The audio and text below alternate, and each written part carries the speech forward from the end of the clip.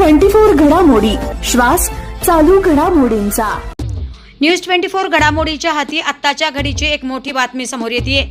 पांगरमल येथे एकाचा खून, शेळी चोर समजत जमावाने केलेल्या मारहाणीत एकाचा जागीच मृत्यू। काल रात्री पांगरमल गावामध्ये एक धक्कादायक घटना घडली। यामध्ये गावातील जमावाने 4 जणांना शेळी चोर समजत कुऱ्हाड, लाकडी दांडके, कोयत्याने जबर मारहाण केली। यामध्ये चांगदेव नामदेवराव चव्हाण वय वर्ष 25 याचा जागीच मृत्यू झालाय, तर शालिका चव्हाण, रामलाल चव्हाण, प्रवीण भोसले हे गंभीर जखमी झाले आहेत।